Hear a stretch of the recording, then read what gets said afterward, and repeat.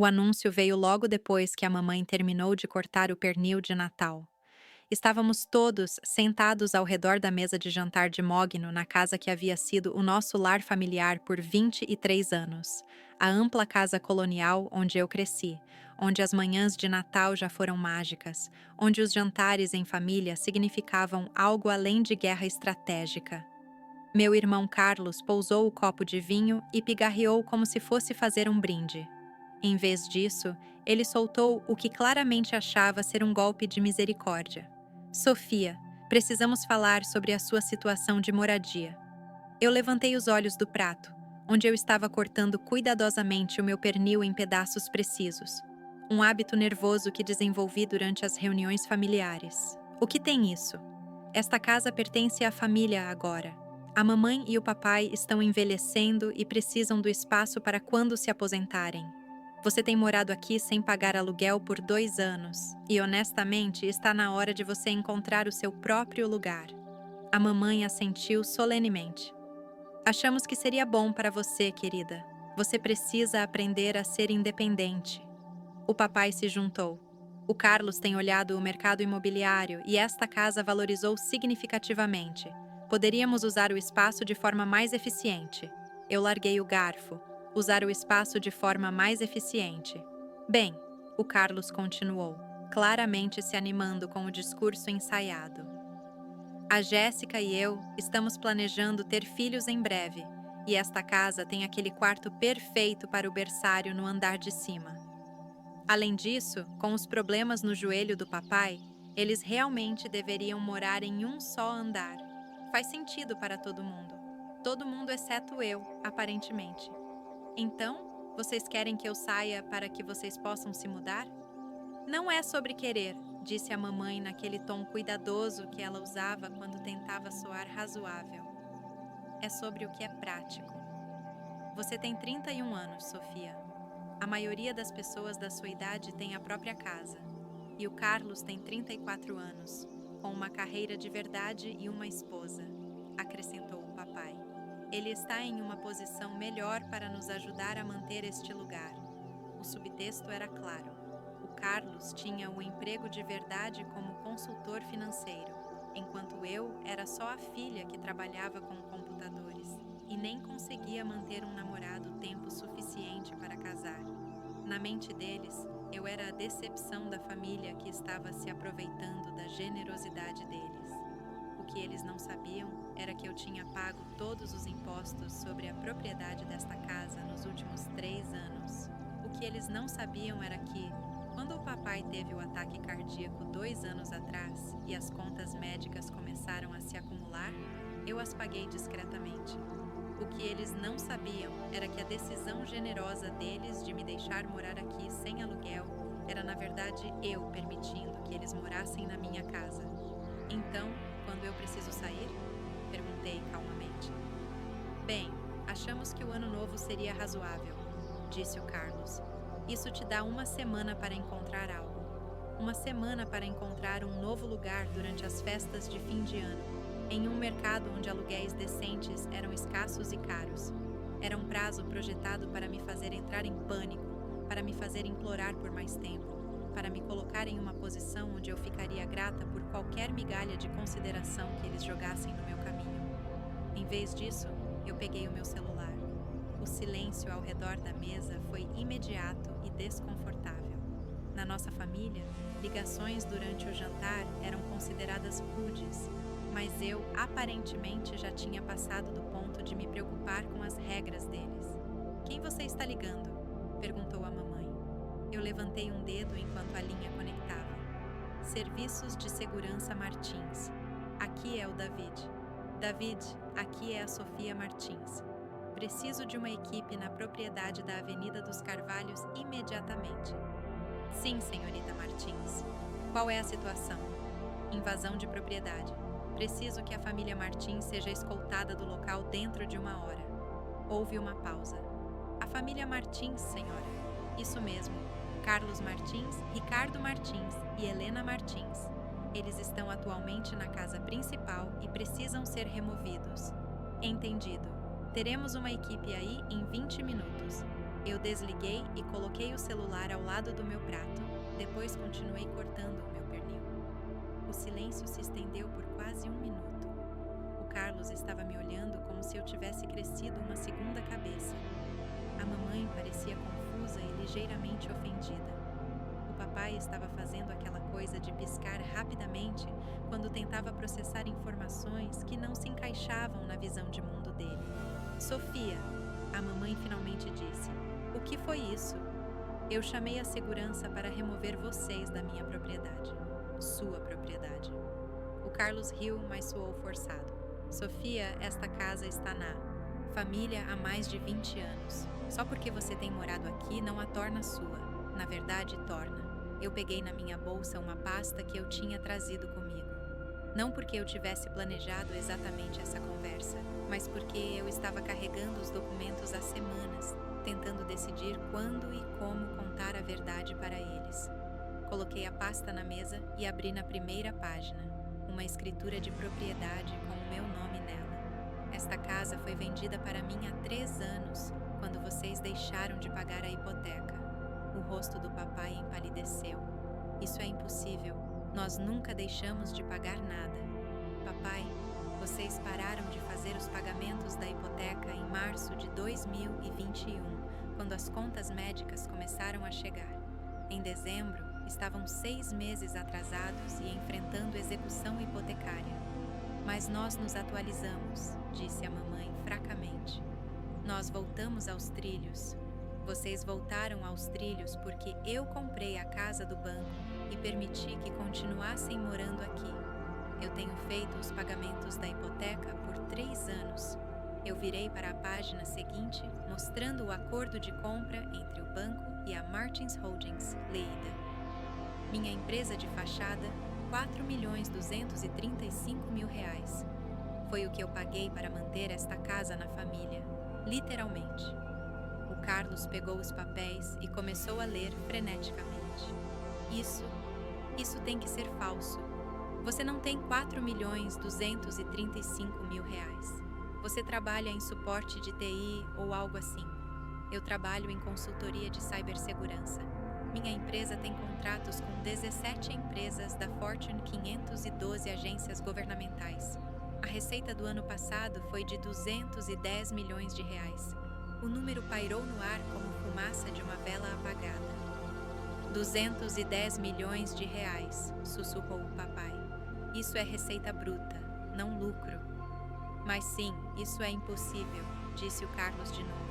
Mas a voz dele tinha perdido a certeza. Se você tivesse esse tipo de dinheiro, por que moraria aqui? Por que dirigiria aquele Honda velho? Por que eu me vestiria como se comprasse na Renner e almoçasse em food trucks e vivesse como se estivesse mal passando? Eu me perguntava a mesma coisa há meses. Por que eu mantive a farsa? Por que eu deixei que eles pensassem que eu estava lutando quando eu poderia comprar e vender todo o círculo social deles? Porque eu queria ver quem vocês realmente eram, eu disse finalmente. Eu queria saber se vocês me valorizavam como pessoa ou só como alguém que achavam que podiam controlar. A verdade era mais complicada do que isso, mas era o quanto eu estava disposta a compartilhar no jantar de Natal. Meu negócio começou quase por acidente. Eu estava trabalhando como analista de cibersegurança em uma firma de médio porte quando descobri uma vulnerabilidade no sistema de um cliente que poderia custar milhões a eles. Em vez de só escrever um relatório, eu desenvolvi um protocolo de segurança abrangente que não só corrigiu o problema imediato, mas preveniu uma classe inteira de ataques. O cliente ficou tão impressionado que perguntou se eu poderia fazer o mesmo para os outros sistemas deles. Depois, me indicaram para a empresa-mãe, depois para os parceiros de negócios. Em 18 meses, eu tinha mais trabalho do que conseguia lidar e estava contratando outros especialistas para ajudar a gerenciar a carga. O dinheiro veio rápido depois disso. Consultoria de cibersegurança não é um trabalho glamouroso, mas é essencial. E as empresas pagam taxas premium por alguém que pode realmente resolver os problemas delas em vez de só identificá-los. Minha equipe se especializou em encontrar vulnerabilidades antes dos hackers, e o nosso histórico era impecável. mas o sucesso em cibersegurança requer um certo nível de invisibilidade. Quanto mais bem-sucedido você é, mais se torna um alvo. Então, eu mantive um perfil baixo, dirigi um carro comum, vivi modestamente e deixei a maioria das pessoas, incluindo a minha família, assumir que eu estava só me virando.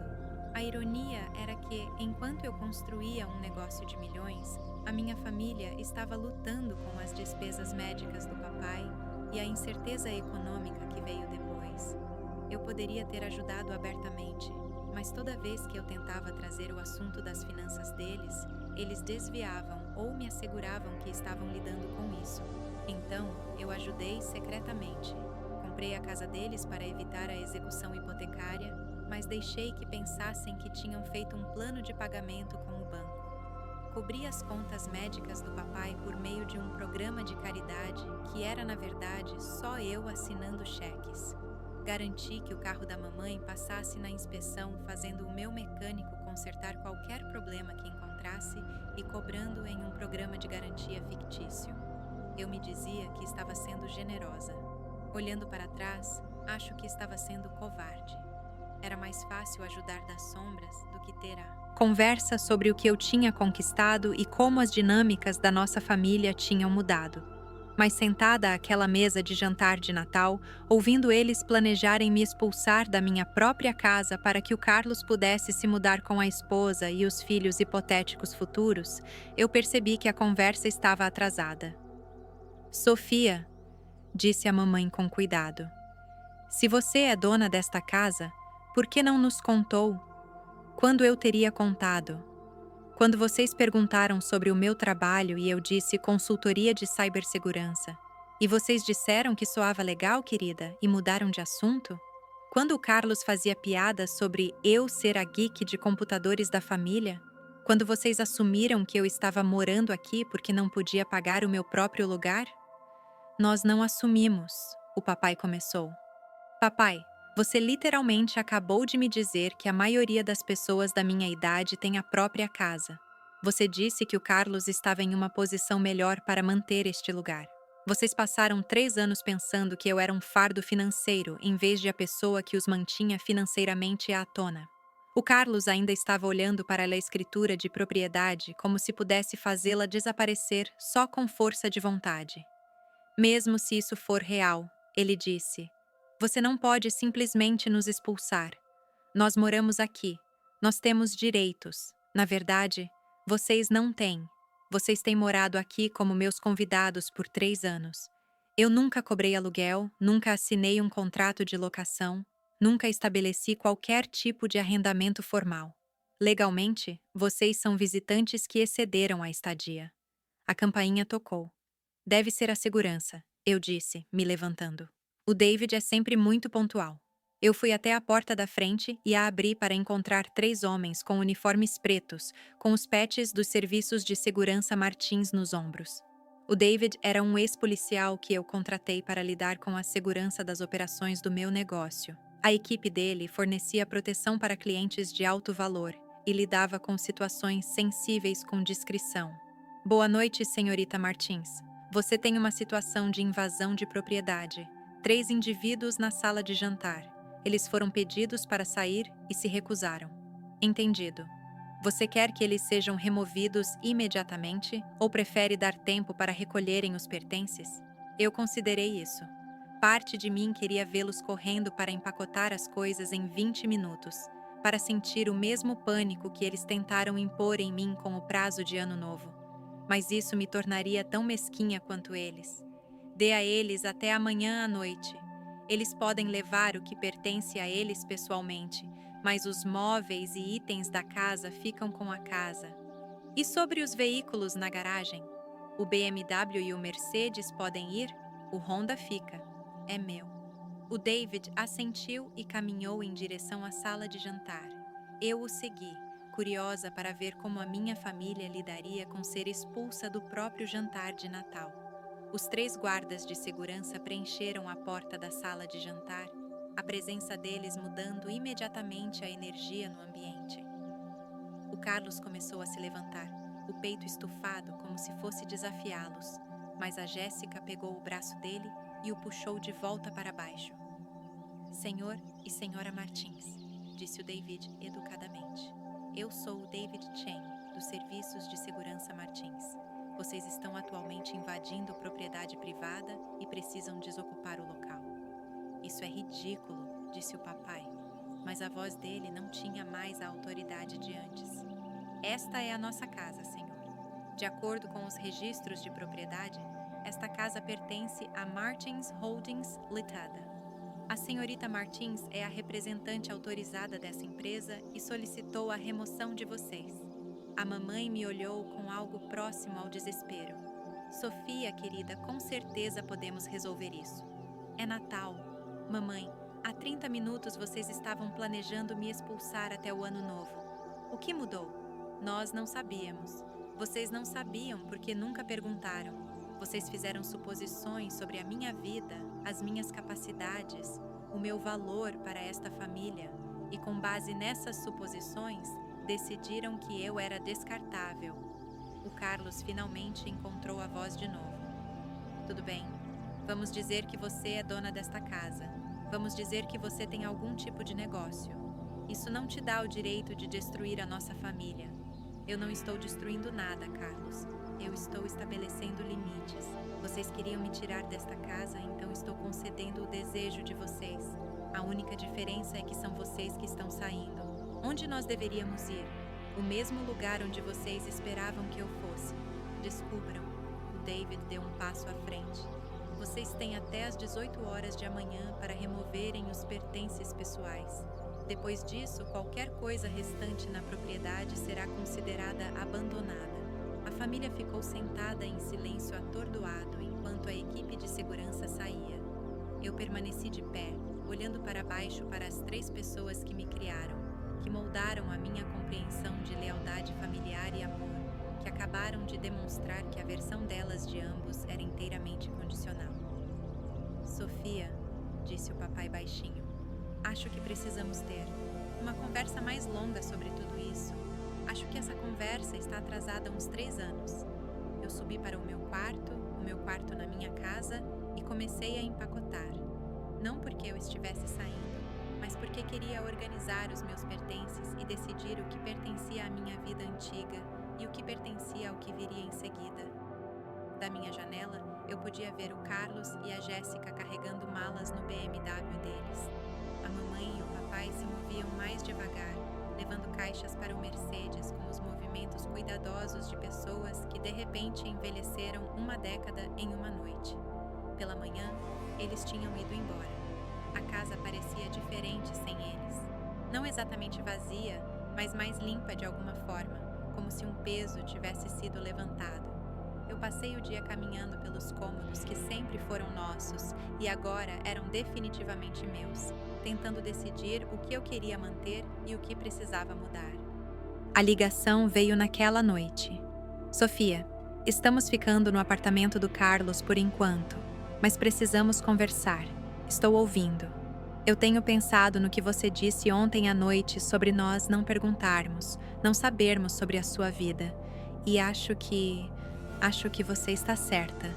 Não era exatamente um pedido de desculpas, mas vindo da mamãe, era próximo. Continue. Seu pai e eu estávamos orgulhosos de você. Estamos orgulhosos do que você conquistou. Nós só não percebemos o quanto você conquistou. Por que não perceberam? Houve uma longa pausa, porque estávamos tão focados no que achávamos que o sucesso deveria parecer que não podíamos ver como o seu sucesso realmente parecia. Isso era mais próximo de um pedido de desculpas. Mamãe, preciso que você entenda algo. Eu não revelei tudo isso para machucá-los ou para me exibir. Eu fiz isso porque estava cansada de ser tratada como o fracasso da família, quando na verdade eu tenho sido a pessoa que manteve esta família financeiramente estável por anos. As contas médicas, ela disse baixinho. E os pagamentos da casa. Foi você. Tudo isso. Por que você não nos contou? Porque toda vez que eu tentava falar sobre dinheiro ou oferecer ajuda, vocês me cortavam. Vocês me diziam para não me preocupar, que tinham tudo sob controle. Vocês deixaram claro que a minha contribuição não era desejada. Nós estávamos tentando proteger você. Do quê? De saber que a sua família precisava de ajuda, de ter a oportunidade de contribuir algo significativo. Outra longa pausa. Nós estávamos errados, ela disse finalmente. Nós estávamos errados sobre muitas coisas. Sim, estavam. O que acontece agora? Era uma boa pergunta.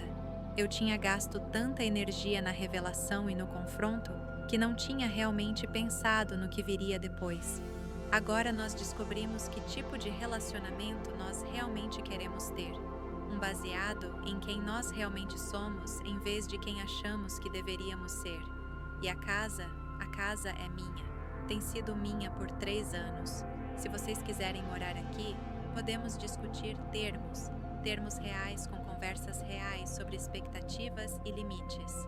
Nós gostaríamos disso, então vamos conversar, mas não hoje. Hoje, eu vou aproveitar ter a minha casa só para mim pela primeira vez em 3 anos. Nas semanas seguintes, nós conversamos. Longas conversas difíceis sobre suposições e expectativas, sobre dinheiro e sucesso, e o que significa ser família. O Carlos lutou mais com a nova realidade. A identidade dele como o filho bem-sucedido estava ligada a ser financeiramente superior à irmã mais nova. Aprender que eu tinha subsidiado o estilo de vida da família enquanto ele me dava lições sobre responsabilidade fiscal foi um golpe que o ego dele não conseguia absorver facilmente. Mas nós trabalhamos nisso, com a ajuda de um terapeuta familiar especializado em conflitos relacionados à riqueza, porque aparentemente o meu negócio de cibersegurança não era o único segredo da família. Acontece que ter dinheiro muda tudo sobre como as pessoas se relacionam umas com as outras, e nós todos precisávamos aprender novas regras para essa nova realidade. 6 meses depois, a mamãe e o papai se mudaram de volta para a casa, não como donos, mas como inquilinos pagando aluguel de mercado. Foi ideia deles, na verdade. O papai disse que precisava se sentir como se estivesse contribuindo em vez de só aceitar caridade. Eu respeitei isso. O Carlos e a Jéssica compraram o próprio lugar, uma casa menor do que originalmente queriam, mas uma que eles podiam pagar com o salário do Carlos. Ele começou a indicar clientes para a minha firma de cibersegurança, e eu comecei a usar os serviços de planejamento financeiro dele para as contas do meu negócio. Era uma relação profissional que gradualmente se reconstruiu em uma pessoal. O jantar de Natal, que terminou com guardas de segurança escoltando a minha família da própria casa, se tornou a história que contamos em jantares de Natal futuros. O ano em que tudo mudou. O ano em que finalmente começamos a ser honestos uns com os outros. O ano em que aprendemos que amor sem respeito não é realmente amor.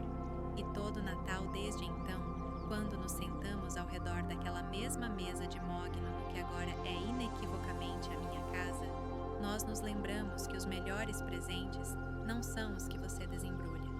São as verdades que você finalmente decide compartilhar.